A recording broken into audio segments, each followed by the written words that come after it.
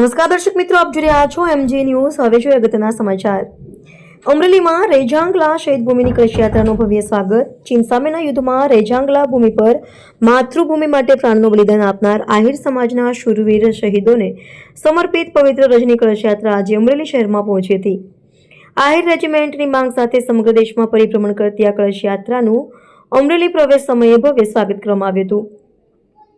બપોરે 2 વાગે Ishwariya bus stand લાઠી રોડથી શરૂઆત કરેલી આ યાત્રા શહેરના મુખ્ય માર્ગોમાંથી વિરાજમાન શોભાયાત્રા સ્વરૂપે આગળ વધી સમગ્ર જિલ્લામાંથી આહિર સમાજના લોકો પરિવાર સાથે પરંપરાગત પહેરવેશમાં ઉત્સાહપૂર્વક જોડાયા હતા। યુવાનોના શિસ્તબદ્ધ દળો ધ્વજ સાથેના જથ્થાઓને વડીલોનું આયોજન એટલું પ્રભાવશાળી રહ્યું કે આયોજકોના જણાવ્યા મુજબ આ 142મી કળશ યાત્રા અત્યાર સુધીની શ્રેષ્ઠ રેલી સાબિત થઈ। યાત્રા દરમિયાન દેશભક્તિના સૂત્રોચ્ચાર સાથે શહીદોને વંદન કરવામાં આવ્યું।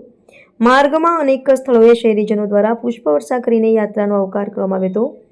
આહિર સમાજના આગેવાનોના જણાવ્યા મુજબ આહિર યુવાનોની શિસ્ત અને વડીલોનું અનુશાસન સમગ્ર ભારત માટે દાખલારૂપ બનશે। આહિર રેજિમેન્ટની માંગ સાથે અમરેલીની ધરતી પરથી ઉઠેલો અવાજ સમાજના ગૌરવમાં એક નવું પાનું ઉમેરતો બન્યો છે। રિપોર્ટર મૌલિક દોશી।